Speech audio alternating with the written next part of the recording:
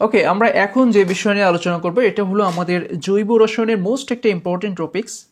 Basically আমাদের honours লাইফে যতগুলো জৈব রসায়ন রিলেটেড সাবজেক্ট আছে, এছাড়া ইন্টারমিডিয়েট লেভেলে আছে, সবগুলোতে কিন্তু আমাদের এই রুলটা অর্থাৎ এই টপিক্সটা কিন্তু সবগুলো বিষয়ের ভিতরে অন্তর্ভুক্ত থাকে। ঠিক আছে, তো আমাদের আজকের আলোচনার বিষয় হলো হাকেল নীতি এবং অ্যারোমেটিক হাইড্রোকার্বন। অর্থাৎ হাকেল নীতিটা মূলত কোন যৌগগুলো অ্যারোমেটিক হয় সেটা নিয়ে এক্সপ্লেন করে। ঠিক আছে, বিজ্ঞানী হাকেল 1931 সালে কোনো যৌগের অ্যারোমেটিসিটি নির্ধারণে, দেখো অ্যারোমেটিসিটি বিষয়টা কি, সাধারণত অ্যারোমেটিক যৌগের যে বৈশিষ্ট্য তাদেরকে একত্রে বলা হয় অ্যারোমেটিসিটি। ঠিক আছে, অ্যারোমেটিক যৌগের বৈশিষ্ট্যগুলোকে একত্রে অ্যারোমেটিসিটি বলা হয়। অর্থাৎ বিজ্ঞানী হাকেল 1931 সালে কোনো যৌগের অ্যারোমেটিসিটি নির্ধারণে যে তত্ত্ব দেন সেটাই হাকেল নিয়ম। এখন এই হাকেলের মতে কোনো যৌগ অ্যারোমেটিক হতে গেলে নিম্নোক্ত শর্তগুলো থাকতে হবে। নাম্বার 1, অ্যারোমেটিক যৌগের অণুটি অবশ্যই কি হতে হবে? চাক্রিক। চাক্রিক মানে চক্রাকার, কোনোভাবে কিন্তু খোলা থাকলে হবে না, তাকে কি থাকতে হবে? চাক্রিক মানে আবদ্ধ থাকতে হবে। ওকে, যেমন বেনজিনে আমরা দেখি, তাই না? তো বিষয়টা দেখো, তোমরা আরো ক্লিয়ার করার জন্য আমি তোমাদের এখন একটু এটাকে ভেঙে ভেঙে দেখাবো, তাহলে তোমাদের বুঝতে সুবিধা হবে। দেখো চাক্রিক কেন বলছে, এই যে বেনজিন, এই যৌগটা কি? এই যৌগটা অবশ্যই চাক্রিক। ঠিক আছে, এ কি খোলা আছে? দেখো তো কোনো প্রান্ত কি খোলা আছে? সবগুলো আটকানো, বদ্ধ, তার মানে এটা চাক্রিক। অর্থাৎ আমরা দেখতে পেলাম যে কোনো যৌগ, বেনজিন কিন্তু একটা অ্যারোমেটিক যৌগ। ঠিক আছে, তাহলে বেনজিনের গঠন যেহেতু চাক্রিক, তাহলে একটা শর্ত খাটলো, অর্থাৎ চাক্রিক। 2 নম্বর শর্ত বলছে অণুটি সমতলীয় হবে।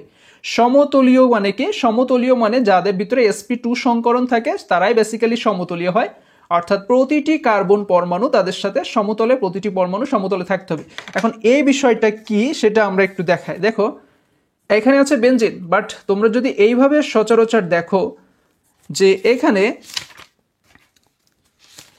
এই যে তোমার বন্ধনটা, দেখো এই বন্ধনটা 120 ডিগ্রি, এইটাও 120 ডিগ্রি, এইটাও 120 ডিগ্রি, এটাও 120 ডিগ্রি। প্রতিটা তুমি যদি কোণায় কোণায় যাও তো প্রতিটা কোণের মান দেখবা 120 ডিগ্রি। ওকে, যার মানে হলো বেনজিনের প্রতিটা কার্বন পরমাণু সমতলীয়, মানে তাদের প্রতিটা বন্ধন কোণের মান যেহেতু সমান অর্থাৎ তারা সমতলীয়। ওকে, এছাড়াও আমরা অন্যভাবে বলতে পারি সমতলীয় তখনই হবে যারা sp2 সংকরিত এরকম টাইপের হয়। ওকে, অর্থাৎ সমতলীয় এবং sp2 সংকরিত এর ভিতরে অনেকটা মিল আছে। যেমন এই বেনজিনের প্রতিটা কার্বন পরমাণুর ভিতরে দেখবা sp2 সংকরিত হবে। কেমন? খেয়াল করো, বেনজিনটা কিন্তু চিত্র এরকম, বাট এটাকে যখন আমরা পরমাণুর গঠন দিয়ে লিখবো তখন কিন্তু এরকম হবে, carbon hydrogen, carbon hydrogen, carbon hydrogen, carbon hydrogen, sorry এখানে একটা থাকবে কার্বন হাইড্রোজেন, কার্বন হাইড্রোজেন। বেনজিনের কিন্তু রিয়েল গঠন এরকমই। এখন আমরা যদি একটাকে দ্বিবন্ধন দেই, এখানে দ্বিবন্ধন আসে, একটা বন্ধন পরপর দ্বিবন্ধন আসে। ওকে, এটা হলো বেনজিনের গাঠনিক সংকেত। ওকে, গাঠনিক কাঠামো আর কি, স্ট্রাকচার। তো এখানে খেয়াল করলে লক্ষ্য করবা যে সিগমা বন্ধন, সরি sp2 sp3 sp4, এটা আসলে কি? দেখো sp2 sp2 sp3 এই টপিকসগুলো তোমাদের আসবে বোঝার সময়। sp হচ্ছে যে তোমার কার্বনের সাথে যদি দুইটা সিগমা বন্ধন থাকে, ঠিক আছে, দুইটা সিগমা বন্ধন থাকে তখন তাকে বলা হবে sp সংকরণ। ওকে, যদি কার্বনের সাথে কি 3টা সিগমা বন্ধন থাকে তাকে বলা হবে sp2 সংকরণ। যদি কার্বনের সাথে 4টা সিগমা বন্ধন থাকে তখন বলা হবে sp3 সংকরণ। এখন এই যে আমরা সিগমা বন্ধন, পাই বন্ধন, এগুলো কিভাবে চিনবো? দেখো যেখানে একক বন্ধন থাকবে মনে করবো ওখানে অনলি একটা সিগমা বন্ধন থাকে। ঠিক আছে, একক বন্ধন থাকার অর্থ হলো সেখানে অনলি সিগমা বন্ধন থাকে। যেখানে ডাবল বন্ধন থাকে সেখানে একটা সিগমা থাকে আর একটা পাই বন্ধন থাকে। দেখো এই যে একক বন্ধনের অর্থ হলো এখানে কি আছে? অনলি একটা সিগমা বন্ধন আছে। ডাবল বন্ড এর অর্থ হলো এখানে একটা সিগমা একটা পাই। ঠিক আছে, একটা সিগমা একটা পাই। ট্রিপল বন্ধন এখানে একটা সিগমা দুইটা পাই। ঠিক আছে, একটা সিগমা দুইটা পাই। আশা করি তোমাদের সিগমা বন্ধন, পাই বন্ধন চিন্তার সমস্যা হবে না। এখন দেখো ইলেকট্রনের বিষয়টা যখন আসবে, প্রতিটা এই যে ডাবল বন্ধনগুলো দেখছো এদেরকে বলা হয় পাই বন্ধন। এই ডাবল বন্ধন বা দ্বিবন্ধনগুলোকে কি বলা হয়? পাই বন্ধন। আর এখানে ইলেকট্রন কয়টা থেকে জানো? 2টা। সমস্ত দ্বিবন্ধন বা পাই বন্ধনে ইলেকট্রন থাকে কয়টা? দুইটা। সমস্ত দ্বিবন্ধনে ইলেকট্রন থাকবে দুইটা। এই বিষয়টা যেন তোমাদের মাথায় থাকে যে দ্বিবন্ধন বা পাই বন্ধন, দ্বিবন্ধনকে কি বলা হয়? পাই বন্ধন। আর এখানে যে ইলেকট্রন থাকে তাকে বলে পাই ইলেকট্রন। দ্বিবন্ধনের ভিতরে যে ইলেকট্রন থাকে তাকে কি বলে? Pi electron. আর প্রতিটা পাই বন্ধনে ইলেকট্রন থাকবে দুইটা। পাই ইলেকট্রন থাকবে কয়টা? দুইটা। ওকে, তাহলে এখন দেখো এই যে কার্বনটা আছে এর হাত কয়টা বা একক বন্ধন কয়টা আছে? দেখো তো, একটা, দুইটা, তিনটা সিগমা বন্ধন আছে এখানে, তাই না? একটা পাই আছে, যেহেতু একক বন্ধন থাকলেই আমরা বুঝবো সেটা সিগমা বন্ধন, আর দ্বিবন্ধন থাকলে একটা সিগমা একটা পাই। তাহলে দেখো একটা সিগমা একটা সিগমা একটা সিগমা একটা পাই, মানে তিনটা সিগমা আছে। তাহলে এই কার্বন sp2 সংকরিত। একইভাবে এই কার্বনটা খেয়াল করো, একটা সিগমা একটা সিগমা একটা সিগমা একটা পাই, এখানেও তিনটা সিগমা, তাহলে sp2। এই কার্বন একটা একটা একটা তিনটা সিগমা, এটাও sp2। এখানে খেয়াল করো একটা একটা একটা তিনটা সিগমা, তাহলে এটাও sp2। এই কার্বনে 1 2 3, এটাও sp2, এটাও sp2। অর্থাৎ বেনজিনের প্রতিটা কার্বন পরমাণু sp2 সংকরিত। ঠিক আছে, তাহলে এরকম প্রতিটা পরমাণু যদি sp2 সংকরিত হয় তাহলে আমরা তাকে বলতে পারি সমতলীয়। তাকে কি বলতে পারি? সমতলীয়। ঠিক আছে, আবার যদি তুমি এখানে বন্ধন কোণ পরিমাপ করো, প্রতিটা বন্ধন কোণ দেখবা যে 120 ডিগ্রি, 120 120 120। তাহলে আমরা খুব সহজে বলতে পারি যে যেসব যৌগ সমতলীয় হবে, অ্যারোমেটিক যৌগ হতে গেলে তাকে কি হতে হবে? সমতলীয় হতে হবে। আর সমতলীয় কেমন সেটা তো তোমরা বুঝতেই পারলে। ওকে, তো আমাদের 2 নম্বর শর্তটা আমরা বুঝলাম। 1 নম্বর শর্ত ছিল অ্যারোমেটিক যৌগটাকে কি হতে হবে? চাক্রিক, মানে কোনোভাবে খোলা থাকলে হবে না।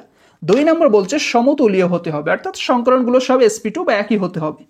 3 নাম্বার বলছে অণুটিকে কনজুগেট হতে হবে। ঠিক আছে, এই কনজুগেট সিস্টেমটা তোমরা বুঝবা না, এটা চলো ক্লিয়ার করি। কনজুগেট বলছে এরকম, একক বন্ধন দ্বিবন্ধন, একক বন্ধন দ্বিবন্ধন। কনজুগেটের বাংলা হলো একান্তরিত। একান্তরিত মানে কি? একটা অন্তর অন্তর এরকম। ঠিক আছে, একান্তরিত। সাধারণত কনজুগেট কি হয়? এরকম দ্বিবন্ধন বলা হয়, কনজুগেট দ্বিবন্ধন বা বাংলায় একান্তরিত দ্বিবন্ধন বলে। তো এটার অর্থ কি? একটা অন্তর অন্তর দ্বিবন্ধন। ঠিক আছে, একক দ্বিবন্ধন, একক ডাবল, একক ডাবল, একক ডাবল, এইরকম টাইপের যে বন্ধনগুলো থাকে তাদেরকে বলা হয় কনজুগেট সিস্টেম। যেমন বেনজিনে খেয়াল করো, একক বন্ধন দ্বিবন্ধন, একক বন্ধন দ্বিবন্ধন, একক বন্ধন দ্বিবন্ধন। তাহলে আমরা খুব সহজেই বলতে পারি বেনজিন একটা কনজুগেট সিস্টেম। ওকে, তাহলে কনজুগেট জিনিসটা বুঝতে তোমাদের আর কোনো সমস্যা থাকলো না। তো আমরা 3 নম্বর শর্তটাও বুঝে ফেললাম যে কোনো অণু অ্যারোমেটিক হতে গেলে তাকে সম্পূর্ণরূপে কনজুগেট হতে হবে, অর্ধেক হলে হবে না, অণুটিকে সম্পূর্ণরূপে কনজুগেট হতে হবে। অর্থাৎ অনুষ চক্রের সাথে জড়িত প্রত্যেকটা পরমাণুতে একটা অসংকরিত পি অরবিটাল থাকবে। ওকে, 4 নাম্বার যেটা বলছে যে অণুটির পাই ইলেকট্রন মেঘে অবশ্যই 4n+2 সংখ্যক সঞ্চারণশীল পাই ইলেকট্রন থাকতে হবে। এখন সঞ্চারণশীল অর্থ কি? দেখো, শুধু কিন্তু 4n+2 সংখ্যক ইলেকট্রন থাকলে আমরা অ্যারোমেটিক বলতে পারবো না। সেই ইলেকট্রনকে কি হতে হবে? সঞ্চারণশীল, মানে মুক্ত, অর্থাৎ এক জায়গা থেকে অন্য জায়গায় যাওয়ার মতো সক্ষমতা থাকতে হবে এই ইলেকট্রনকে, না হলে কিন্তু সে যৌগ অ্যারোমেটিক হবে না। তো 4n+2 সংখ্যক সঞ্চারণশীল, আমরা আগে 4n+2টা বুঝি। খুব ভালো করে খেয়াল করো, বেনজিন যে তোমরা দেখলে, এই বেনজিনে পাই ইলেকট্রন আছে কয়টা? পাই ইলেকট্রন আছে কয়টা? দেখো, পাই ইলেকট্রন কয়টা সেটা জানার জন্য আমাদের দেখতে হবে পাই বন্ধন কয়টা আছে। আমরা জানি দ্বিবন্ধনকে পাই বন্ধন বলে। তো দ্বিবন্ধন কয়টা আছে? একটা, দুইটা, তিনটা, তার মানে পাই বন্ধন আছে 3টা। আর আমরা জানি এক একটা পাই বন্ধনের ইলেকট্রন থেকে কয়টা করে? 2টা করে। ঠিক আছে, এই কোনো একটা এই কোনো একটা, এরকম, তাই তো? এক একটা পাই বন্ধনের ইলেকট্রন থাকে 2টা করে। তাহলে এই বেনজিনে যেহেতু 3টা পাই বন্ধন, পাই ইলেকট্রন থাকবে 3 দুগুণ 6টি। ওকে, পাই ইলেকট্রন আছে 6টি। ওকে, তো আমরা এখানে দেখেছি যে অ্যারোমেটিক যৌগের অণুতে অবশ্যই কতটা পাই ইলেকট্রন থাকতে হবে? 4n+2 সংখ্যক পাই ইলেকট্রন থাকতে হবে। তো আমরা ধরে নিলাম বেনজিনের পাই ইলেকট্রন আছে 6টা। তার মানে বেনজিনে আমরা জানি অ্যারোমেটিক যৌগ হতে গেলে 4n+2 সংখ্যক পাই ইলেকট্রন থাকতে হবে। তার মানে 6 এর মানে তো 4n+2। অ্যারোমেটিক যৌগ হতে গেলে 4n+2 সংখ্যক পাই ইলেকট্রন থাকতে হবে। বেনজিনে আছে কয়টা পাই ইলেকট্রন? 6টা। তো আমরা ধরে নিলাম এই 6টাই হলো 4n+2। যদি 6টাই 4n+2 হয় তাহলেই তো আমাদের এই বেনজিন অ্যারোমেটিক হবে, কারণ আমাদের শর্তে বলছে 4n+2 সংখ্যক পাই ইলেকট্রন থাকতে হবে। তো 4n+2 আমরা লিখে নিলাম। এখন এর মান কত? এখানে আছে কত? 6টা ইলেকট্রন, তার মানে 4n+2 এর মান 6। এখন এইটা কখন সত্য হবে কিভাবে বুঝবা? দেখো, যখন n এর মান পূর্ণ সংখ্যা হবে, 0 1 2 3 এরকম পূর্ণ সংখ্যা হতে হবে, ভগ্নাংশ হলে হবে না। তাহলে দেখো 4n = 2 কে ওই পাশে নিলে 2, 6 এর সাথে বিয়োগ হয়ে হয় 4, বা n = 4 4 ভাগ করলে হয় 1। এন এর মান কি পূর্ণ সংখ্যা হচ্ছে? এন এর মান পূর্ণ সংখ্যা হচ্ছে, ঠিক আছে। তার মানে আমরা বলতে পারবো বেনজিন একটা অ্যারোমেটিক যৌগ, কারণ বেনজিনে 4n+2 সংখ্যক পাই ইলেকট্রন আছে। বেনজিনে যে পাই ইলেকট্রন আছে এটা কি সংখ্যা? 4n+2 সংখ্যক, ঠিক আছে। এরকম ক্যালকুলেশন করার পরে যদি এন এর মান একটা পূর্ণ সংখ্যা দেখতে পাও তাহলে বুঝবা যৌগটা অ্যারোমেটিক।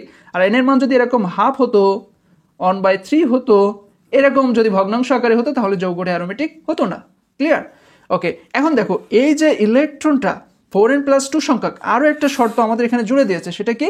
যে শুধু অণুতে 4n+2 সংখ্যক ইলেকট্রন পাই ইলেকট্রন থাকলে হবে না, সেই পাই ইলেকট্রনটাকে সঞ্চরণশীল হতে হবে। সঞ্চরণশীল বিষয়টা আবার কি, তাই না? দেখো খুব সিম্পল, সঞ্চরণশীল বিষয়। দেখো সঞ্চরণশীল হচ্ছে যে পাই ইলেকট্রনগুলো থাকবে তাদেরকে ডিলোকালাইজড হতে হবে, মানে এক স্থান থেকে অন্য স্থানে যাওয়ার মতো সক্ষমতা থাকতে হবে। আসলে কি যায় এখানে? দেখো তো, বেনজিন, আমরা জানি বেনজিন খুব সহজে রেজোন্যান্স তৈরি করে, তাই না? অর্থাৎ বেনজিনের যেখানে দ্বিবন্ধন থাকে সেখানে ইলেকট্রনের প্রাচুর্য থাকে, যেখানে এক বন্ধন থাকে সেখানে ইলেকট্রন কম থাকে। ফলে এই দ্বিবন্ধনের প্রাচুর্য স্থান থেকে ইলেকট্রন একক বন্ধনের দিকে আসতে চায়। ওকে, কারণ এখানে ইলেকট্রনের কিছুটা তৈরি হয়, সমস্যা ঘাটতি তৈরি হয়, ফলে এইখান থেকে দ্বিবন্ধন ভেঙে একক বন্ধনের দিকে ইলেকট্রন চলে আসে, ঠিক আছে। আবার এই একক বন্ধন এখানে আসায় এই দ্বিবন্ধন থেকে, প্রতিটা দ্বিবন্ধন থেকে কি করবে? ইলেকট্রন একক বন্ধনের দিকে চলে আসে, এসে বেনজিনের একটা সংকর অবস্থা তৈরি করে, রেজোন্যান্স অবস্থা তৈরি করে। দেখো এই ডাবল বন্ড ভেঙে এই ইলেকট্রন ঘনত্ব এইখানে চলে আসছে, ফলে যেখানে একক বন্ড আছে সেখানে তখন হয়ে যাবে দ্বিবন্ধন, যেখানে ডাবল বন্ড আছে সেখানে হয়ে যাবে একক বন্ধন, ঠিক আছে। ঠিক একইভাবে এখানে ডাবল বন্ড ভেঙে ইলেকট্রন ঘনত্ব একক বন্ধনের দিকে চলে আসছে, ফলে ডাবল বন্ডটা হবে এখানে, এখান থেকে ভেঙে ইলেকট্রন এখানে চলে যাচ্ছে, ফলে এখানে। ওকে, এখন বেনজিনের একটা কি তৈরি হলো? সংকরণ অবস্থা তৈরি হলো, তাই না? এইটাকে বলা হয় রেজোন্যান্স। অর্থাৎ পরমাণুর অবস্থান ঠিক রেখে শুধু ইলেকট্রনের ভিন্নতা দ্বারা যে সকল গঠন বা কাঠামো পাওয়া যায় তাদেরকে বলা হয় রেজোন্যান্স অবস্থা বা সংকরণ অবস্থা। দেখছো, পরমাণু ঠিকই থাকবে, পরমাণু একই জায়গায় থাকবে, এখানেও কার্বন ছিল এখানেও কার্বন থাকবে, অর্থাৎ পরমাণুগুলো ঠিকই একই জায়গায় থাকবে, কিন্তু চেঞ্জ হবে কি? ইলেকট্রনগুলো এক জায়গা থেকে অন্য জায়গায় যাবে, অর্থাৎ ইলেকট্রন বিন্যাসের যে ভিন্নতা দ্বারা আমরা কি করবো? একাধিক গঠন পাবো, ঠিক আছে।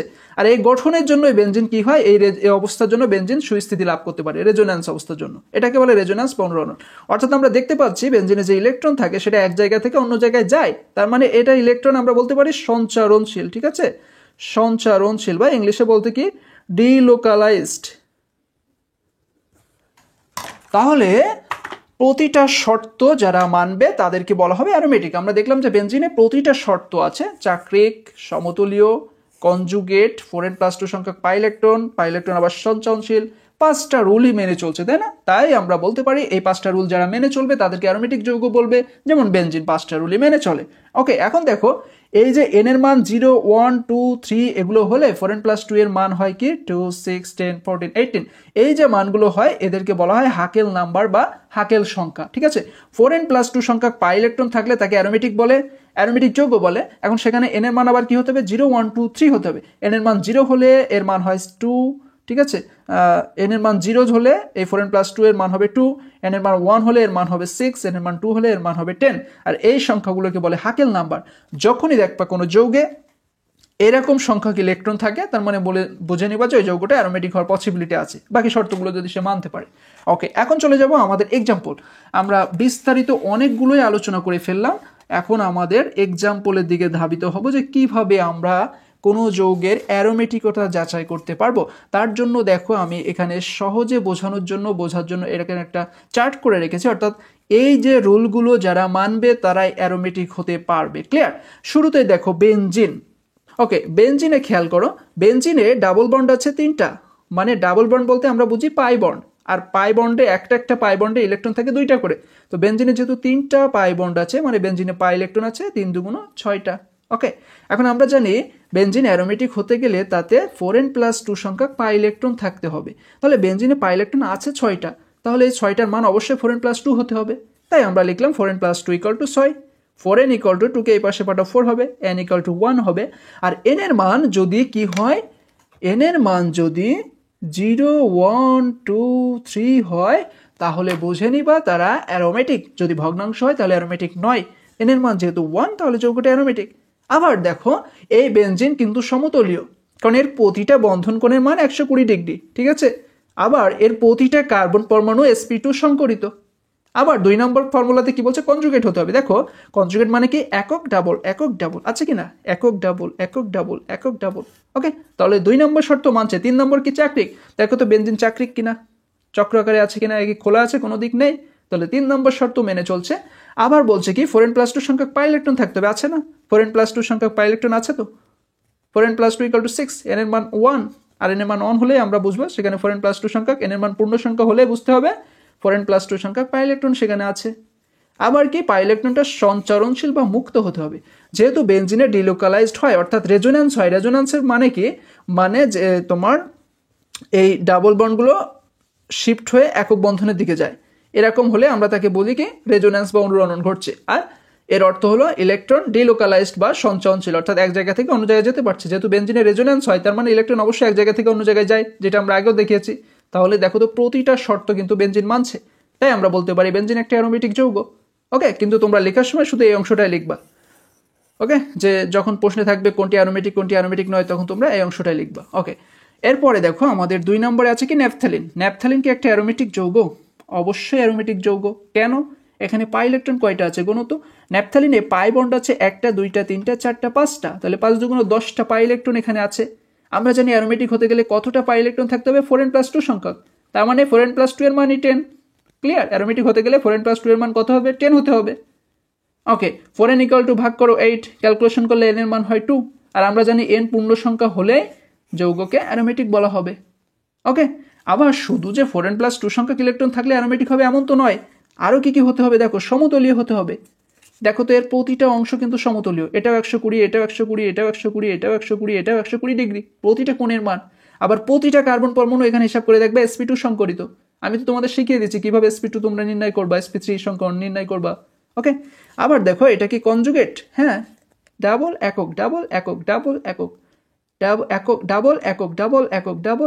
তার মানে এটা কনজুগেট সিস্টেম বা কনজুগেট দ্বিবন্ধন। ওকে, চাকরিক কিনা, হ্যাঁ অবশ্যই চাকরিক। দেখো তো সব চক্রের ভিতরে আছে কিনা। ওকে, 4n+2 সংখ্যক পাই ইলেকট্রন থাকছে কিনা, অবশ্যই থাকছে। এই যে n এর মান পূর্ণ সংখ্যা হয়েছে, তার মানে অবশ্যই এখানে 4n+2 সংখ্যক পাই ইলেকট্রন আছে। সঞ্চারণশীল কিনা এর এই পাই ইলেকট্রনগুলো, অবশ্যই সঞ্চারণশীল, কারণ এখানেও রেজোন্যান্স ঘটে। ঠিক আছে, রেজোন্যান্স মানে কি, মানে এখানে তোমার মূলত রেজোন্যান্স ঘটে বিষয়টা এরকম না, এখানে মূলত কি ঘটে, তোমার এই পাই ইলেকট্রনগুলো এক জায়গা থেকে আরেক জায়গায় শিফট হয়। ওকে, তাহলে আমরা ন্যাপথ্যালিনকেও অ্যারোমেটিক যৌগ বলতে পারি। অ্যানথ্রাসিনের ক্ষেত্রে খেয়াল করো, এখানে পাই ইলেকট্রন কয়টা আছে, পাই ইলেকট্রন এখানে পাই বন্ধন আছে 1টা 2টা 3টা 4টা 5টা 6টা 7টা, মানে 7 দুগুণ 14, অর্থাৎ এখানে পাই ইলেকট্রন আছে 14টি। আমরা জানি অ্যারোমেটিক হতে গেলে কতটি পাই ইলেকট্রন থাকতে হবে, 4n+2 সংখ্যক, অর্থাৎ 4n+2 এর মান যদি 14 হয় তাহলে যৌগটা অ্যারোমেটিক হবে। ওকে, তো 4n+2 = 14 কিনা আমরা কিভাবে বুঝবো, হিসাব করে দেখবো n এর মান পূর্ণ কিনা, পূর্ণ হলেই বুঝবো এখানে 4n+2 এর মান 14 আর এটা অ্যারোমেটিক। ওকে, একইভাবে অ্যানথ্রাসিনেও প্রতিটা কার্বন পরমাণু সমতলীয় এবং sp2 সংকরিত, আবার এটা চাকরিক। তাহলে আমরা অ্যানথ্রাসিনকে খুব সহজে বলতে পারি এটা একটা অ্যারোমেটিক যৌগ। ওকে, এইবার আমরা একটু ব্যতিক্রম ধর্মীতে আসবো, মানে আমরা গতানুগতিক খুব সহজ এক্সাম্পল নিয়ে আলোচনা করেছি, বাট এবার একটু হালকা জটিলের দিকে আসবো। যেমন প্রথম এক্সাম্পল হিসেবে আমাদের আছে কি থায়োফিন। ওকে, এই যৌগটার নাম হলো থায়োফিন। এখন দেখো এই যৌগটা যে শুধু তোমাদের এইভাবে দিবে এমন না, এটা তোমার অনেক সময় কি হয় মাইনাস আকারেও দেয়। হ্যাঁ, মানে এই যে ইলেকট্রনটাকে তোমার মাইনাস চিহ্ন আকারেও দেয়। তো যেভাবেই থাকুক না কেন আমরা একই সিস্টেমে করতে পারবো। দেখো শুরুতে এই থায়োফিন এখানে 4n+2 সংখ্যক পাই ইলেকট্রন আছে কিনা, যদি থাকে তাহলে আমরা এটাকে কি বলবো, এক কথায় সিম্পল কথায় আমরা এটাকে অ্যারোমেটিক বলতে পারি, তাই না? তাহলে দেখো থায়োফিনে পাই বন্ধন আছে কয়টা, 1টা 2টা 4টা, কিন্তু আমরা এখানে পাই ইলেকট্রন 6টা লিখলাম কেন, এটাই তো তোমাদের কনফিউজডের বিষয়, তাই না? হ্যাঁ, এটাকে এই কারণে লিখেছি, দেখো সালফারের মাথায় আবার এক জোড়া নিঃসঙ্গ জোড় ইলেকট্রন থাকে, অর্থাৎ এই থায়োফিন অণুতে সালফারে এক জোড়া নিঃসঙ্গ জোড় ইলেকট্রন থাকে। ঠিক আছে, একটা কি থাকে, নিঃসঙ্গ জোড় ইলেকট্রন থাকে। তাহলে এখানে পাই বন্ধন থাকা, এখানে 2টা পাই ইলেকট্রন, এখানে 2টা পাই ইলেকট্রন, আবার এখানে আছে 2টা, সেই জন্য আমরা লিখেছি পাই ইলেকট্রন 6টা। আবার অনেক সময় কি করবে, তোমাদের এই নিঃসঙ্গ জোড় ইলেকট্রনটার এরকম চিহ্ন না দিয়ে মাইনাস দিবে। মাইনাস থাকার অর্থ তোমরা বুঝে নিবা সেখানে এক জোড়া নিঃসঙ্গ জোড় ইলেকট্রন আছে।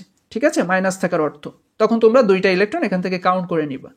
ওকে, তাহলে আমরা লিখবো কি 4n+2 = 6, n এর মান 1, অর্থাৎ যৌগটা অ্যারোমেটিক। ঠিক আছে, আবার দেখো এই যে পিরিডিন, পিরিডিনের কি, পিরিডিনে নাইট্রোজেন পরমাণু অ্যাড থাকে। আর আমরা জানি প্রিডিনের নাইট্রোজেনেও একটি নিঃসঙ্গ জোড় ইলেকট্রন থাকে। ঠিক আছে, এটাকে নিচে লেখা হয়েছে। ওকে, এখন দেখো এখানে পাই ইলেকট্রন কয়টা আছে। তো আমরা এই থায়োপিনের মতো দেখে এখানে বলতে পারি কি 2টা 4টা 6টা আর এই 2টা 8টা পাই ইলেকট্রন, তাই না? কিন্তু এখানে আমি 6 কেন লিখলাম?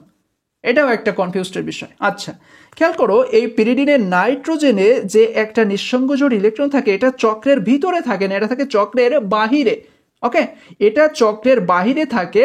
এবং আরো একটা পয়েন্ট হলো এই যে নিঃসঙ্গ জোড় ইলেকট্রন এটা ডিলোকালাইজড নয়, এই জন্য এই ইলেকট্রন জোড়কে কাউন্ট করা হয় না বা গণনা করা হয় না। চক্রের বাইরে যারা থাকে সেসব ইলেকট্রনকে চক্রের সাথে গণনা করা হয় না, অর্থাৎ তাদেরকে পাই ইলেকট্রন হিসেবে গণনা করা হয় না। এবং এইটা তোমাদের মুখস্থ রাখতে হবে বা জেনে রাখতে হবে যে প্রিডিনে নাইট্রোজেনের যে একটা নিঃসঙ্গ জোড় ইলেকট্রন থাকে এটা ডিলোকালাইজড নয়, আর যে ইলেকট্রন জোড় ডিলোকালাইজড নয় বা সঞ্চরণশীল নয় সেটাকে আমরা পাই ইলেকট্রন হিসেবে গণনা করি না। ক্লিয়ার? এই জন্য আমরা এই ইলেকট্রনটাকে নেই না। আবার তোমাদের খুব মানে শর্টকাটে চেনার ওয়ে হলো যে ডাবল বন্ধনের পরেই যখন দেখবা যে এরকম একজোড়া নিঃসঙ্গ জোড় ইলেকট্রন আছে সেটাকে তোমরা গণনায় আনবা না। এটা তোমাদের চেনার জন্য শর্টকাট উপায়, ঠিক আছে? এটা কিন্তু কোনো বৈজ্ঞানিক ভিত্তি নেই, আমি জাস্ট তোমাদের চেনার জন্য বলছি যে যখনই দেখবে এরকম ডাবল বন্ধনের পরে একজোড়া নিঃসঙ্গ জোড় ইলেকট্রন থাকবে, ডাবল বন্ধনের পরে থাকলে তাকে কাউন্ট করবা না। একক বন্ধন, ডাবল বন্ধন, একক বন্ধন, তারপর যদি এরকম থাকে মানে একক বন্ধনের পরে যদি নিঃসঙ্গ জোড় ইলেকট্রন থাকে তখন সেটাকে কাউন্ট করবা। ওকে, তাহলে প্রিডিনে পাই ইলেকট্রন কয়টা আছে? 1টা 2টা 3টা পাই বন্ধন থাকে, 6টা পাই ইলেকট্রন আছে, এটাকে গণনা করা যাবে না। ওকে, তাহলে 4n + 2 = 6, n = 1, অর্থাৎ যৌগটা অ্যারোমেটিক। ওকে, ফিউরানে দেখো আমরা জানি ফিউরানে অক্সিজেন পরমাণুতে 2টা নিঃসঙ্গ জোড় ইলেকট্রন থাকে। ওকে, তাহলে এখানে কয়টা পাই ইলেকট্রন হওয়ার কথা? 2টা 4টা 6টা 8টা হওয়ার কথা, কিন্তু কেন হচ্ছে না? কারণ একটাই, ফিউরানে অক্সিজেনের ভিতরে যে 2 জোড়া নিঃসঙ্গ জোড় ইলেকট্রন থাকে এর একটা থাকে চক্রের ভিতরে আর একটা থাকে চক্রের বাহিরে। আর আমরা জানি চক্রের বাহিরে যে নিঃসঙ্গ জোড় ইলেকট্রন থাকে তাকে গণনা করা হয় না, তাকে পাই ইলেকট্রন হিসেবে গণনা করা হয় না। তাহলে এখানে 2টা 4টা 2টা 6টা পাই ইলেকট্রন আছে, এর মান 1, অর্থাৎ যৌগটা অ্যারোমেটিক। ওকে, পাইরোল দেখা যাক। পাইরোলে আমরা জানি নাইট্রোজেনে একটা নিঃসঙ্গ জোড় ইলেকট্রন থাকে। ওকে, তাহলে এই যে নিঃসঙ্গ জোড় ইলেকট্রন থাকে এটা অবশ্যই চক্রের ভিতরে থাকে এবং এটা ডিলোকালাইজড, ফলে একে আমরা পাই ইলেকট্রন হিসেবে গণনা করতে পারি। তাহলে এখানে পাই ইলেকট্রন আছে কয়টা? 2টা 4টা 6টা। তাহলে 4n + 2 এর মান 6, n এর মান 1, অর্থাৎ পাইরোল একটা অ্যারোমেটিক যৌগ। ঠিক আছে, এখন আমরা আরো একটু অন্য ধরনের উদাহরণ দেখি।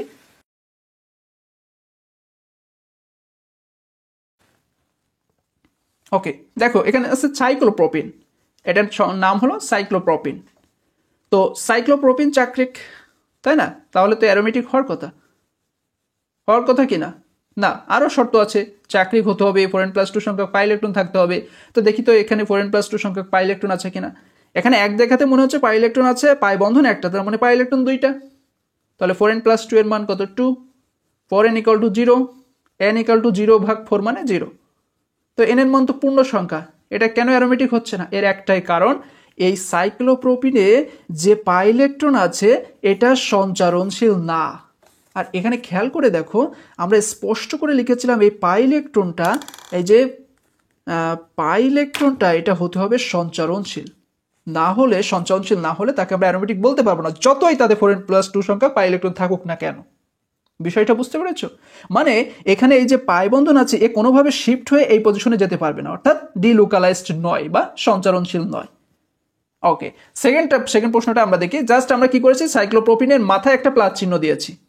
মানে সাইক্লোপ্রোপিনের মাথায় প্লাস চিহ্ন দিলে তার নাম হলো সাইক্লোপ্রোপিনাইল ক্যাটায়ন, আর মাথায় মাইনাস চিহ্ন দিলে তার নাম হলো সাইক্লোপ্রোপিনাইল অ্যানায়ন। এখন আমরা এই 2টা আয়নের ভিতরে কম্পেয়ার করে দেখবো অ্যারোমেটিক হয় কিনা। ওকে, সাইক্লোপ্রোপিনাইল যে ক্যাটায়ন সেখানেও পাই ইলেকট্রন আছে 2টা, তাই না? এখানে অবশ্যই 2টা, একটা পাই বন্ধন থাকে, আমরা এখান থেকে বুঝতে পারছি এখানে 2টা পাই ইলেকট্রন আছে, মানে 4n + 2 এর মান 2, n এর মান 0, এটা অ্যারোমেটিক। ওকে, এখানে n এর মান 0 অ্যারোমেটিক হলো না, এখানে কেন অ্যারোমেটিক হলো? এর একটাই কারণ, এই সাইক্লোপ্রোপিনাইল ক্যাটায়নে যে পাই ইলেকট্রন আছে এর সঞ্চারণশীল, অর্থাৎ এক জায়গা থেকে অন্য জায়গায় যেতে পারে। কিভাবে পারে? তোমাদের মনে প্রশ্ন জাগতে পারে না যে কিভাবে পারে, এটা আমাদের একটু দেখান। হ্যাঁ, আমি দেখাচ্ছি। দেখো, সাইক্লোপ্রোপিনাইল ক্যাটায়ন, ধরে নাও এই প্লাস চিহ্নটা মাঝখানেও থাকতে পারে আবার উপরেও দিতে পারে। ঠিক আছে, এটার অর্থ হলো এটা সাধারণত উপরেই থাকে, আবার অনেক সময় মাঝখানে লেখে। ওকে, এখন খেয়াল করো, এই প্লাস চিহ্ন থাকার অর্থ হলো তোমাদের একটা বিষয় বুঝতে হবে, প্লাস চিহ্ন যেখানে থাকবে সেখানে বুঝবা যে ইলেকট্রন ঘাটতি আছে, আর মাইনাস চিহ্ন থাকার অর্থ হলো ইলেকট্রন আধিক্য আছে। ঠিক আছে, অর্থাৎ কোনো অংশ থেকে ইলেকট্রন চলে গেলে প্লাস চিহ্ন দিয়ে সেই অংশকে প্রকাশ করা হয়, কোনো অংশে ইলেকট্রন প্রবেশ করলে মাইনাস চিহ্ন দিয়ে সেই অংশকে প্রকাশ করা হয়। ক্লিয়ার? তার মানে এখানে প্লাস চিহ্নের অর্থ হলো এখানে পজিশনে কি আছে, ইলেকট্রন ঘাটতি আছে। ফলে এই ইলেকট্রন ঘাটতি থাকার কারণে এ কি করবে, ইলেকট্রন পেতে চাইবে না, তখন সে কোন জায়গা থেকে ইলেকট্রনটাকে নেবে, এই যে এইখান থেকে, কারণ এখানে আছে কি পাই বন্ধন মানে পাই ইলেকট্রন, ফলে এইখানে ইলেকট্রন আছে, এই ইলেকট্রন তখন এই ঘাটতি অঞ্চলে যাওয়ার চেষ্টা করবে। ঠিক আছে, এই ঘাটতি অঞ্চলে যাওয়ার চেষ্টা করবে। ওকে, তখন কি অবস্থা হবে দেখো, তখন এই ডাবল বন্ড ভেঙে এইখানে তৈরি হবে ডাবল বন্ড। ঠিক আছে, এইখান থেকে না তোমার পাই ইলেকট্রন চলে যাচ্ছে না, এইখান থেকে ইলেকট্রন চলে যাচ্ছে না, ফলে এখানে ইলেকট্রনের একটা ঘাটতি আবার তৈরি হচ্ছে, সেই জন্য এইখানে আমরা কি করব, প্লাস চিহ্ন দিব। ওকে, তারপর কি হবে দেখো, এখন এইখানে ইলেকট্রনের ঘাটতি চড়ছে, এইখানে ইলেকট্রনের ঘাটতি তৈরি হচ্ছে না, ফলে এইখানে ইলেকট্রন আসতে চাইবে কোন জায়গা থেকে, এইখান থেকে, কারণ এইখানে ইলেকট্রন বেশি আছে। ফলে চিত্রটা তখন কি হয়ে যাবে, এই ডাবল বন্টন তখন এইখানে চলে আসবে, এইখান থেকে ইলেকট্রন এইখানে চলে আসায় এইখানে আবার ইলেকট্রনের ঘাটতি তৈরি হবে। ঠিক আছে, এই জন্য এইখানে আবার প্লাস দিতে হবে। এখন এই প্রক্রিয়াকে তুমি যতবারই করো না কেন, ঘুরে ফিরে সেই আবার আগের অবস্থায় আসবে, এই অবস্থায় আসবে, এই অবস্থায়, মানে এইভাবে চলতে থাকবে। অর্থাৎ এর পাই ইলেকট্রনটা হচ্ছে ডিলোকালাইজড বা সঞ্চারণশীল। ঠিক আছে, এবার তোমরা বুঝতে পেরেছো? ঠিক একইভাবে সাইক্লোপ্রোপিনে এরকম ইলেকট্রনের ঘাটতি অবস্থা না থাকা, এখানে পাই ইলেকট্রনটা সঞ্চারণ হতে পারতো না, সেই জন্য এটাকে আমরা অ্যারোমেটিক বলতে পারছি না, বাট এইখানে হচ্ছে, সেজন্য এটা অ্যারোমেটিক। এখন দেখা যাক সাইক্লোপ্রোপিনের অ্যানায়ন। ওকে, মোস্ট ইম্পর্টেন্ট একটা বিষয় খেয়াল করো, এখানে পাই ইলেকট্রন কেন চারটা বলছে, এখানে তো পাই বন্ধন একটা আছে। আমি তোমাদের শুরুতেই বলে দিয়েছি, যেখানেই তোমরা মাইনাস দেখবা সেখানে বসবা কি একজনের নিঃসঙ্গ জোড় ইলেকট্রন আছে, অর্থাৎ এখানে তোমরা এক্সট্রা দুইটা ইলেকট্রন গণনা করে নিবা। ঠিক আছে, তোমাদের বোঝার সুবিধার্থে আমি বলে দিলাম, মাইনাস চিহ্ন দেখলে দুইটা ইলেকট্রন গণনা করে নিবা। তাহলে এখানে আছে দুইটা, এখানে দুইটা, মোট চারটা পাই ইলেকট্রন। 4n + 2 এর মান 4, 4n এর মান 2, তাহলে n এর মান কত, 2/4 মানে হাফ।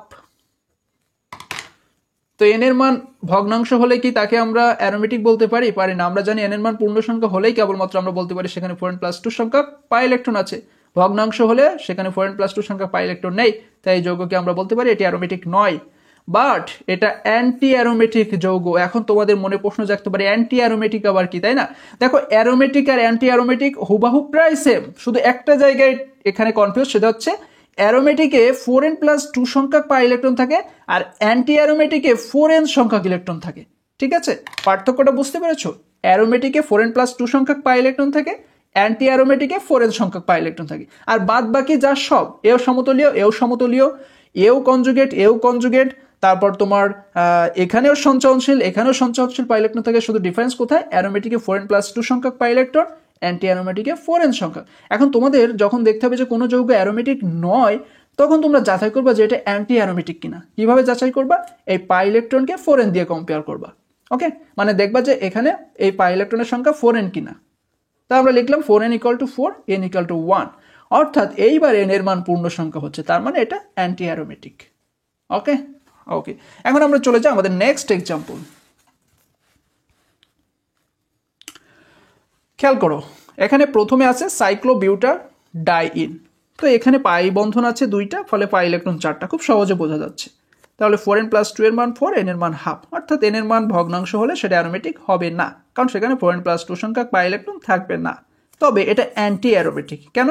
কারণ তোমরা এটাকে এখন 4n দিয়ে কম্পেয়ার করো, দেখো তো এই পাই ইলেকট্রনের মান 4n কিনা, 4n + 2 তো হলো না, তাহলে 4n কিনা, 4n = 4 মানে n = 1, তাহলে 4n সংখ্যক ইলেকট্রন যেহেতু আছে তাই আমরা বলতে পারি অ্যান্টি অ্যারোমেটিক।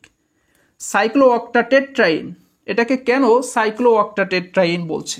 দেখো, যৌগটা চাক্রিক মানে সাইক্লো, গঠন দেখো অক্টা আকৃতির কিনা, 1 2 3 4 5 6 7 8 অক্টা আকৃতির, সাইক্লো অক্টা। আবার দেখো যে ডাবল বন্ডন আছে এটা মোট 4টা আছে, তাই আমরা বলছি টেট্রাইন। ওকে, তাহলে সাইক্লোঅক্টাটেট্রাইন। একইভাবে এই যৌগটা দেখো চাক্রিক হয়, সাইক্লো বললাম, ওভারঅল বিউটেনের মতো দেখতে, অর্থাৎ 4 কার্বন হলে আমরা তাকে কি বলি, বিউটেন, তাই বিউটা বললাম। ডাবল বন্ধন আছে দুইটা, তাই ডাইইন। ওকে, তাহলে এখন সাইক্লোঅক্টাটেট্রিনে পাই ইলেকট্রন কয়টা আছে? পাই বন্ধন যেহেতু 4টা, পাই ইলেকট্রন 8টা। 4n+2 এর মান 8, n এর মান 3/2 অর্থাৎ ভগ্নাংশ, তাই এটা অ্যারোমেটিক নয়। এখন কি এটা অ্যান্টি অ্যারোমেটিক কিভাবে যাচাই করবা? ওই যে দেখো 4n+2 সংখ্যক পাই ইলেকট্রন তো নেই, তাহলে 4n সংখ্যক কি আছে? হ্যাঁ, 4n = যদি 8 ধরো, n এর মান হবে 2, তার মানে এটা অ্যান্টি অ্যারোমেটিক। এরপর আসি কুইনোলিন। এখানে পাই ইলেকট্রন কয়টা আছে? পাই বন্ধন আছে 1টা 2টা 3টা 4টা 5টা, তার মানে পাই ইলেকট্রন 10টা। এই যে নাইট্রোজেনের উপরে একজোড়া নিঃসঙ্গ জোড় ইলেকট্রন দেখছো, এটা কিন্তু চক্রের বাইরে থাকে, বাট তোমাদের প্রশ্নে ভিতরে দেওয়া থাকলেও তোমাদের জানতে হবে কুইনোলিনের নাইট্রোজেনের যে নিঃসঙ্গ জোড় ইলেকট্রন থাকে এটা চক্রের বাইরে, তার মানে এটা ডিলোকালাইজড নয়। আবার তোমাদের আমি শর্টকাটে চেনার একটা ওয়ে বলেছিলাম যে যদি দেখো দ্বিবন্ধনের পরেই এরকম নিঃসঙ্গ জোড় ইলেকট্রন থাকবে, তাকে তোমরা গণনা করবা না, ঠিক আছে? কিন্তু যদি একক বন্ধনের মাঝখানে এরকম থাকে তখন তোমরা গণনা করবা, তাই এটাকে তোমাদের কাউন্ট করা যাবে না। তাহলে 4n+2 এর মান 10, n এর মান 2, অর্থাৎ কুইনোলিন একটা অ্যারোমেটিক যৌগ। আচ্ছা, এই যে n এর মান 1 হচ্ছে 2 হচ্ছে, এগুলোর মানে বোঝো? এগুলোর মানে হচ্ছে n এর মান 1 হলে সেটা এক চাক্রিক, মানে একটা চক্র থাকবে। n এর মান 2 হলে 2টা চক্র থাকবে। যেমন বেনজিনে দেখছো, বেনজিনে কিন্তু n এর মান 1, n এর মান বেনজিনে 1, তাই দেখো বেনজিনে একটা চক্র। ঠিক একইভাবে ন্যাপথালিনে n এর মান 2, ঠিক আছে? ন্যাপথালিন কিরকম? ন্যাপথালিন এরকম, হ্যাঁ, ন্যাপথালিনটা এরকম। তাই ন্যাপথালিনে কি থাকে? ন্যাপথালিনে দেখবে n এর মান 2 হয়, মানে ন্যাপথালিনে চক্র থাকবে 2টা। তাই তোমরা n এর মান দেখেও চক্র গণনা করতে পারো। ওকে, কুইনোলিন কমপ্লিট হলো। এখন দেখো ফিনাইল কার্বোক্যাটায়ন। ফিনাইল কার্বোক্যাটায়নের গঠনটা একটু ভালো করে দেখে নিও। এইখান থেকে শুরু হয়ে এইখান পর্যন্ত পাই বন্ধন আছে, আর একটা মাঝখানে একটা প্লাস চার্জ আছে। এর অর্থ কি? এর অর্থটা তোমাদের বুঝতে হবে। দেখো, এই ফিনাইল কার্বোক্যাটায়নে আমরা জানি সচরাচর এরকম ফিনাইল গঠনে 3টা করে দ্বিবন্ধন থাকার কথা, তাই না? যেমনটা আমরা বেনজিনে দেখি। বাট এই ফিনাইল কার্বোক্যাটায়নে কি হয়? 3টা পাই বন্ধন থাকার কথা থাকলেও এই কার্বোক্যাটায়নের এই ধনাত্মক চার্জ একটা পাই বন্ধনের সাথে যুক্ত হয়ে যায়, ঠিক আছে? যার ফলে এখানে আর 3টা পাই বন্ধন থাকে না, এখানে থাকে 2টা। আর এই কার্বোক্যাটায়নের ধনাত্মক চার্জ কি করে? আর একটা পাই বন্ধনের সাথে যুক্ত হয়ে যায়। তাই 2টা পাই বন্ধন থাকা এদের চিহ্নকে আমরা এরকম ভাবে প্রকাশ করি, মানে অর্ধ আকৃতি, ঠিক আছে? তাহলে এখানে পাই ইলেকট্রন কয়টা? যেহেতু পাই বন্ধন 2টা, তাই পাই ইলেকট্রন হবে 4টা। ফলে 4n+2 = 4, n = হাফ। পূর্ণ ভগ্নাংশ হয়, এই যৌগটা অ্যারোমেটিক নয়। ক্লিয়ার? ঠিক একইভাবে যখন আমরা ফিনাইল কার্বানায়ন নিয়ে গবেষণা করব, দেখো ফিনাইল কার্বানায়নে প্লাস থাকে না, থাকে কি মাইনাস। ওকে, বাট এখানে তো এরকম অর্ধ আকৃতির কিছু নেই, তার মানে এখানে অবশ্যই 3টা ডাবল বন্ড আছে। তার মানে 3টা ডাবল বন্ডের অর্থ হলো 6টা পাই ইলেকট্রন। আবার দেখো মাঝখানে মাইনাস, আমি বলেছি মাইনাস থাকলে আরো 2টা ইলেকট্রন গণনা করে নিবা, তার মানে 6 আর 2 8টি পাই ইলেকট্রন এখানে আছে। 4n+2 এর মান 8, n এর মান 3/2, তাই এটা অ্যারোমেটিক নয়, কারণ n এর মান কি হচ্ছে? ভগ্নাংশ আকৃতি হচ্ছে। ওকে, আমাদের নেক্সট এক্সাম্পল দেখো, সাইক্লোপেন্টাডাইইন ক্যাটায়ন। চাক্রিক হয় সাইক্লো, 5টা গঠন থাকায় পেন্টা, 2টা ডাবল বন্ধন থাকায় ডাইন, প্লাস চার্জ থাকায় ক্যাটায়ন। আর এটা সাইক্লোপেন্টাডাইনাইল, মাইনাস চার্জ থাকায় অ্যানায়ন। ওকে, এটার গঠন আবার অনেক সময় মাইনাস না থেকে এরকম নিঃসঙ্গ জোড় ইলেকট্রন দিয়েও প্রকাশ করা হতে পারে, জাস্ট ওটা কোনো বিষয় না। আর যখন প্লাস মাইনাস কোনোটাই থাকবে না, তখন সাইক্লোপেন্টাডাইইন। ওকে, তো এখন আমরা 3টার ভিতরে কম্পেয়ার করি। এখানে পাই ইলেকট্রন কয়টা আছে? আমরা জানি প্লাস থাকলে আর ইলেকট্রন গণনা করা হয় না, কারণ এখানে এমনিতেই ইলেকট্রন ঘাটতি থাকে। প্লাস থাকার অর্থ হলো ইলেকট্রনের ঘাটতি আছে। ফলে এখানে পাই বন্ধন 2টা, তাই পাই ইলেকট্রন 4টা। 4n+2 এর মান 4, n এর মান হাফ, যেহেতু ভগ্নাংশ তাই অ্যারোমেটিক নয়। এখন অ্যারোমেটিক নয়, কিন্তু এটা অ্যান্টি অ্যারোমেটিক। কেন? কারণ এই 4n+2 সংখ্যক পাই ইলেকট্রন না থাকলেও 4n সংখ্যক পাই ইলেকট্রন আছে। দেখো 4n এর মান 4 দিয়ে দেখো n এর মান 1 হয়, তার মানে এটা হলো অ্যান্টি অ্যারোমেটিক। ওকে, সাইক্লোপেন্টাডাইইনাইল অ্যানায়নে হিসাব করি। 2টা ডাবল বন্ড থাকায়, পাই বন্ড থাকায় 4টা ইলেকট্রন, আবার একটা মাইনাস চার্জ আছে, তার মানে মাইনাস চার্জ থাকলে আরো 2টা ইলেকট্রন বেশি থাকবে, অর্থাৎ 6টা। 4n+2 এর মান 6, n এর মান 1 হলেই তো এটা অ্যারোমেটিক হবে, তাই না? তাই সাইক্লোপেন্টাডাইনাইল অ্যানায়ন একটা অ্যারোমেটিক যৌগ। সাইক্লোপেন্টাডাইন নিয়ে এক্সপেরিমেন্ট করি। 2টা পাই বন্ড আছে, মানে পাই ইলেকট্রন 2 2 4টা। 4n+2 এর মান 4, n = হাফ, ভগ্নাংশ, ফলে এটা অ্যারোমেটিক হবে না।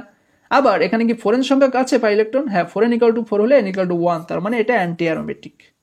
ক্লিয়ার? সাইক্লোহেক্সাডাইইন, এখানে পাই ইলেকট্রন কয়টা আছে? 2টা পাই বন্ধন থাকায় 4টা পাই ইলেকট্রন। 4n+2 এর মান 4, n = হাফ, ভগ্নাংশ, বিধায় এটাকে আমরা অ্যারোমেটিক বলতে পারবো না। এখন দেখো, এখানে আমি তোমাদের খুব সুন্দর করে একটা ডিফারেন্স বা পার্থক্য তৈরি করে দিয়েছি। অ্যারোমেটিক 4n+2 সংখ্যক সঞ্চয়নশীল পাই ইলেকট্রন থাকবে, অ্যান্টি অ্যারোমেটিক 4n সংখ্যক সঞ্চয়নশীল পাই ইলেকট্রন থাকবে, আর নন অ্যারোমেটিক মানে যারা অ্যারোমেটিক নয় তাদের 4n সংখ্যকও থাকবে না, 4n+2 সংখ্যকও থাকবে না, কোনো ধরনের পাই ইলেকট্রন তাতে থাকবে না। অ্যারোমেটিকেও sp2 সংকরণ, তাই সমতলীয় প্রতিটা কার্বন পরমাণু sp2 সংকরণ, অ্যান্টি অ্যারোমেটিকেও প্রতিটা কার্বন পরমাণু sp2 সংকরণ, তাই সমতলীয়, বাট নন অ্যারোমেটিক যারা তারা কি সমতুল্য নয়, কারণ তাদের সংকরণগুলো sp3 sp2 এরকম টাইপের হয়। ওকে, মানে মিল থাকে না। ওকে, তাহলে এটাই ছিল আমাদের হাকেল তত্ত্ব বা অ্যারোমেটিসিটি নির্ণয়ের জন্য যে হাকেলের নিয়ম। ওকে, এখন আমরা চলে যাব আমাদের পরবর্তী টপিকস, যে একটা যৌগ অ্যারোমেটিক হওয়ার প্রয়োজনীয় শর্তগুলো উল্লেখ করো।